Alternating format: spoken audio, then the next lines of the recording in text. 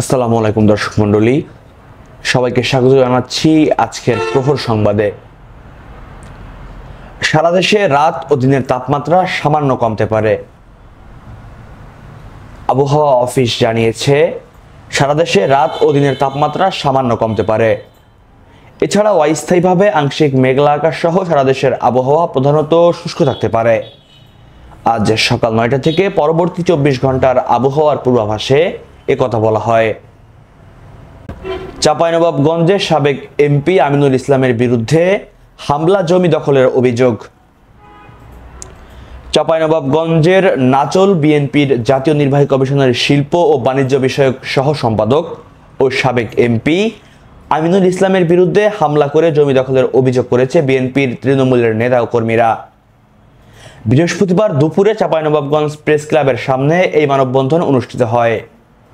Trinamool BNP নেতাকর্মীর ব্যানারে মানববন্ধনে উপস্থিত ছিলেন ভুক্তভোগী পরিবারের সদস্য মাহমুদুর রহমান, লিপি হক, রেজিও বেগম, পিঙ্কি খাতুন, নাচল উপজেলা ছাত্রদলের সহসভাপতি কাফেক আলী সহ অন্যান্যরা। চাঁপাইনবাবগঞ্জে শাশুড়িকে হত্যার অভিযোগ জামাইয়ের বিরুদ্ধে। চাঁপাইনবাবগঞ্জের শিবগঞ্জ উপজেলার নোয়ালাভাঙ্গায় মানসিক ভারসাম্যহীন জামাই টুটুল ইসলামের হামলায় শাশুড়ি নিহত হয়েছে বলে অভিযোগ উঠেছে।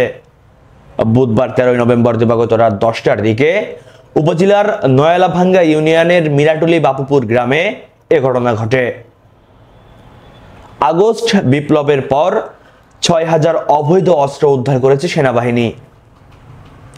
ছাত্র জনতার অভ্যুত্থানে গত 5ই আগস্ট শেখ হাসিনা ক্ষমতাচ্যুত হওয়ার পর দেশে আইন শৃঙ্খলা রক্ষার অংশ হিসেবে বাংলাদেশ সেনাবাহিনী 6000-এর বেশি অবৈধ অস্ত্র উদ্ধার করে এবং 2500 জনেরও বেশি ব্যক্তিকে গ্রেপ্তার করেছে। সেনাবাহিনী সদর দপ্তরের অফিসার্স মেসে এক প্রেস ব্রিফিংয়ে আজ এসব তথ্য তুলে ধরেন সেনা সদরের military operations directorate staff colonel Intekhab Haider Khan. দর্শক মণ্ডলী, আপনারা দেখছিলেন আজকের প্রহর সংবাদ। সঙ্গে ছিলাম আমি মহিবুল্লাহ নাহিন। নিত্য নতুন সকল খবর পেতে চোখ রাখুন প্রহর 24-এর পর্দায়। ধন্যবাদ।